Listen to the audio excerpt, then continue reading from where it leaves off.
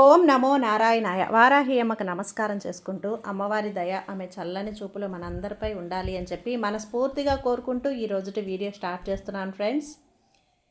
ఇక ఈరోజు వీడియోలో మనం చూడబోయేది ఏంటి అంటే అమ్మవారి వాగ్దానం. అమ్మవారి వాగ్దానంగా అమ్మ మనతో ఏం చెప్తున్నారు అంటే, బిడ్డ, ఇప్పుడు నేను చెప్పబోయే ఈ మాట అస్సలు నువ్వు అశ్రద్ధ చేయకు, నిర్లక్ష్యం చేయకుండా ఒక 2 నిమిషాలు ఈ వారాహి అమ్మ చెప్పేది వినమ్మా. నీ మంచి కోరే చెప్తున్నాను. ఈ సందేశం నీ వరకు తీసుకొచ్చాను అంటే నా బిడ్డ చాలా సంతోషంగా ఆనందంగా ఉండాలి అనే ఆశతోనే కదా. కాబట్టి ఈ వారాహి అమ్మ చెప్పే వాగ్దానం వినే ముందు మన ఛానల్ని కనుక కొత్తగా ఎవరైనా చూస్తూ ఉన్నట్లయితే ప్లీజ్ సబ్స్క్రైబ్ చేసుకోండి ఫ్రెండ్స్. వీడియో నచ్చితే కనుక లైక్ చేసి సపోర్ట్ చేయండి. ఇక వీడియోలోకి వెళ్ళబోయే ముందుగా ఒక్కసారి జ్యోతిష్యంలో గొప్ప అనుభవం కలిగినటువంటి గురూజీ సుబ్రహ్మణ్యం రాజు గారు శ్రీ వారాహి అమ్మవారి ఆశీస్సులతో జ్యోతిష్యం చెప్తున్నారు. ఈ గురువుగారు చెప్పింది చెప్పినట్లుగా జరుగుతుందండి. Contact number 7075662225.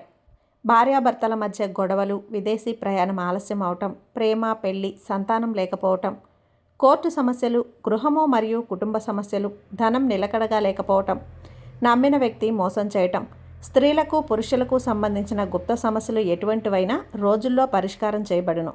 మీరు ఎంతోమంది దగ్గర జ్యోతిష్యం మరియు పరిష్కారాలు చేయించుకొని నిరాశ చెంది ఉన్నట్లయితే ఒక్కసారి ఆదికొండ దేవతలైన కోయరాజు గారికి కాల్ చేయండి. కోయ గురూజీ గారు కొండదేవత పూజారి సుబ్రహ్మణ్యం రాజు గారు. Contact number 7075662225. మా జీవితంలో కూడా ఎన్నో మార్పులు జరిగాయండి, కాబట్టే నమ్మకంగా చెప్తున్నాను. జై వారాహి అమ్మ. ఇక వీడియోలోకి వచ్చేస్తే, బిడ్డ, ఇక నీ కష్టాలకు నువ్వు చింతించని అవసరం లేదమ్మా. నీ బాధల నుంచి, నువ్వు పడే కష్టాల నుంచి నిన్ను బయటపడేయాలని నేనొచ్చాను. ఎంతో అల్లాడిపోతున్నావు కదా, నాకు అర్థమవుతోంది. ప్రతిరోజు కూడా నీ అలసిపోయిన మనసుతో నాతో మాట్లాడుతున్న మాటలు అన్నీ కూడా ఈ అమ్మకు వినిపిస్తున్నాయి. నీ కష్టాలను తట్టుకోవటం నీ వల్ల కావటం లేదు అని నువ్వు రోధించే రోదన ఈ తల్లికి వినపడుతుంది. తల్లి, నీ ప్రతి సమస్య కూడా నా మెదడులో నన్ను కదిలించి వేస్తుంది. ఇదంతా కూడా నీకు తెలియదా? నన్ను ఎప్పుడూ కూడా సంతోషంగా ఉంచలేవా అని నువ్వు అడిగే ప్రశ్నలకు నేను సమాధానం ఇవ్వలేకపోవచ్చు. కానీ నీకు అనుక్షణం ఆ మాటలకు తగిన సమాధానాన్ని నేను ఇస్తూనే ఉంటాను. కానీ నువ్వు ఆ సమాధానాలు గుర్తించలేవు. ఇప్పుడు కూడా నీ కష్టాలకు భయపడి నువ్వు ఈ జీవితం ముగిసిపోతే బాగున్ను, ఈ జీవితం ఇంతటితో నాకు అయిపోతే బాగున్ను తల్లి అని చెప్పి నేను బ్రతకలేకపోతున్నాను అనే ఒక ధోరణ కూడా నీకు వచ్చేస్తూ ఉంది. కానీ ఆ ఆలోచన ఎప్పుడూ కూడా మంచిది కాదు బిడ్డ. తల్లి, నన్ను నమ్మి నిన్నే నమ్ముకున్న నీ బిడ్డలు, నీ వాళ్ళు, నీపై ఆధారపడిన వాళ్ళు, నిన్ను ఇష్టపడే వాళ్ళ నుంచి దూరం కావటం అది అంత సాధ్యం కాదు. ఇది ఎప్పుడూ కూడా భగవంతుడు స్వీకరించడు. నీ కష్టాలను ఎదిరించే బలాన్ని ఇవ్వు తల్లి అని చెప్పి ఈ వారాహి అమ్మని నీ కష్టాలను ఎదుర్కొనే ఒక ధైర్యాన్ని ఇవ్వు అని, నా కష్టాలను దాటే ఒక శక్తిని, ఈ శక్తిగా వారాహి అమ్మని నువ్వు కోరుకోవాలి తప్పితే నీ జీవితం ముగించేసే అని ఎప్పుడూ కూడా భగవంతుడిని కోరకూడదు. అది భగవంతుడికి కోపం వస్తుంది. ఏంటి నా బిడ్డ, ఈ వారాహి అమ్మ బిడ్డ ఇంత బలహీనురాలా, నువ్వు ఇంత విరక్తి చెందుతావా అని నాకే ఒక్కొక్కసారి అనుమానంగా, బాధగా కలుగుతుంది. బిడ్డ, మనిషి అన్న తర్వాత కష్టాలు రావటం, ఒక్కొక్క అడుగు ముందుకు వేస్తున్నప్పుడు ఎన్నో అడ్డంకులు అనేవి రావటం అనేది సహజం.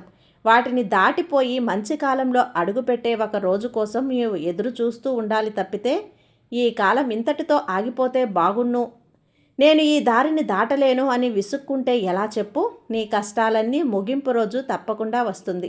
ఎందువల్ల అంటే ఈ కాలం ఎప్పటికీ కూడా శాశ్వత కాలం అనేది మారుతూ ఉంటుందమ్మా. ఈ కాలానికి తగ్గట్టు నువ్వు దానికి అనుగుణంగా మారుతూ ఉండాలి. కష్టాలను ఎదిరించి సుఖాలలో నువ్వు ఆనందంగా ఉండాలి. అన్ని కాలాన్ని సంపాలనలో చూసినప్పుడే కదా నీకు నీ జీవిత పరమార్థం అనేది తెలుస్తుంది. ఈ వారాహి అమ్మ తన బిడ్డ ఈ మాటలు విన్నంతసేపు ధైర్యంగానే ఉంటాయి, కానీ జీవించేటప్పుడు ఎంతో కష్టంగా ఉంటున్నాయి అని నువ్వు అనుకుంటున్నావు కదా తల్లి. వారాహి అమ్మని నేను చేసే ఈ పనికి, నా యొక్క సామర్థ్యానికి, నాకు వచ్చే జీతానికి ఎంతటి పొంతనా లేదు. నాకొచ్చే జీతం వల్ల నేను నా కుటుంబాన్ని ఎలా నడపాలి, ఎలా నా జీవితాన్ని గడపాలి అనే ఒక ఆలోచనతో ప్రతిరోజు కూడా సతమతమైపోతూ ఉన్నాను. నా జీవితంలో ఎదురయ్యే ఆటంకాలు డబ్బు వల్లే కావచ్చు, ఆ డబ్బు వల్లే సమస్యలు వస్తున్నాయి. ఇవన్నీ కూడా నీకు తెలిసినా కూడా నా సామర్థ్యానికి తగిన జీతం, వేతనం అనేది నాకు వస్తే నేను ఆనందంగా ఉంటాను కదా వారాహి అమ్మ అనే ఆలోచన కూడా నీకు వస్తుంది. ఇదంతా నిజమే, కానీ ఎప్పుడూ కూడా నువ్వు చేసే పనిలో నిమగ్నమై శ్రద్ధతో, భక్తితో చెయ్యి. ఈ పని కూడా లేకపోతే నీ భవిష్యత్తు ఎలా ఉంటుందో ఊహించుకో. కాబట్టి నువ్వు చేసే పనియే నీకు నిరంతర వేతనంగా మారి నిరంతరం కూడా నువ్వు దాని మీదే ఆధారపడేలా కూడా ఉంటుంది. కాబట్టి ఈ సమయం నీది కాదు. ఇలా అనుకొని నువ్వు ప్రయత్నించి చూడు. ఆ ప్రయత్నానికి తగ్గ ఫలితం అతి త్వరలో నీకు వస్తుంది. ఇప్పుడు నువ్వు నీకున్నటువంటి డబ్బు కష్టం కానీ ఏదైనా సరే, అప్పుల బాధతో నువ్వు ఏదైతే సతమతమైపోతూ ఉన్నావో ఆ కాలమంతా మాసిపోయే రోజులు కూడా వస్తాయి. ఎందువల్ల అంటే చెప్పాను కదా, ఈ కాలం శాశ్వతమైనది కాదు.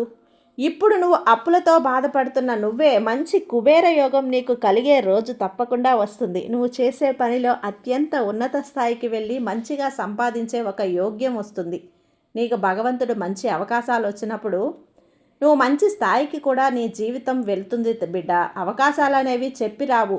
అవి వచ్చినప్పుడు నువ్వు సద్వినియోగపరుచుకోవాలి. అది నువ్వు కరెక్ట్గా క్యాచ్ చేసి ఆ అవకాశాన్ని నీ వైపు నీకు ఎలా మంచి జరుగుతుందో అలా చేసుకున్న పక్షంలో గెలుపు నీ సొంతం అవుతుంది. ఖర్చులనేవి, కష్టాలనేవి, ఫలితాలు మితిమీరిన ఖర్చులు పెట్టుకొని నువ్వు కష్టాలు పాలవద్దు.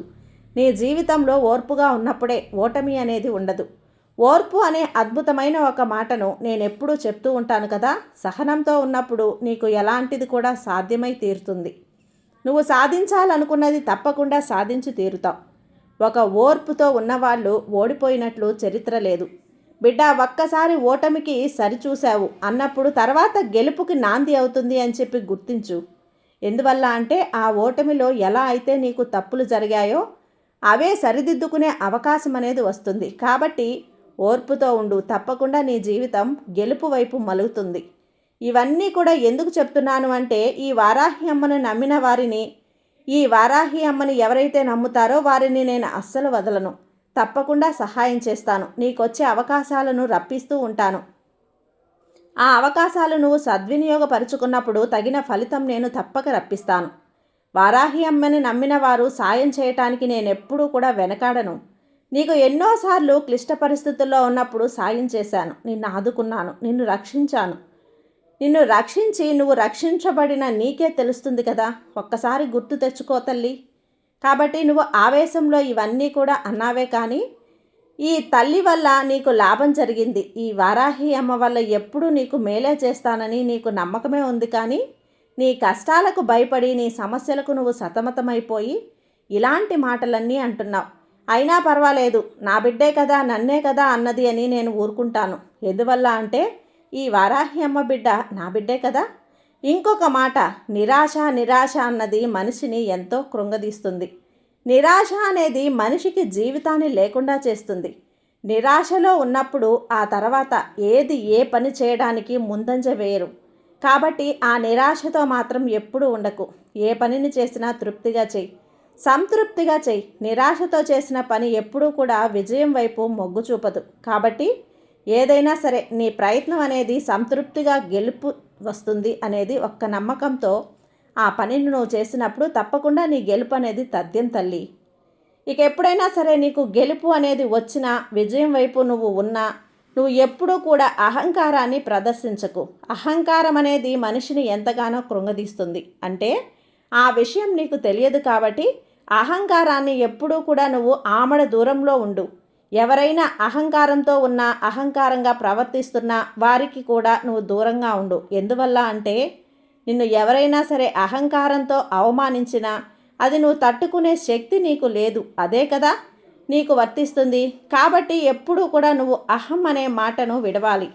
నేను అనే ఒక గర్వం నీలో ఉండకూడదు. ఆ గర్వం లేనప్పుడే నీకు భగవంతుడు సాయం చేస్తాడు. సర్వం నీకు దక్కుతుంది. ప్రకృతి నీకు అనుకూలంగా మారుతుంది. ఈ నా మాటలన్నీ నీ జీవితానికి ఎంతో ఉపయోగపడతాయి.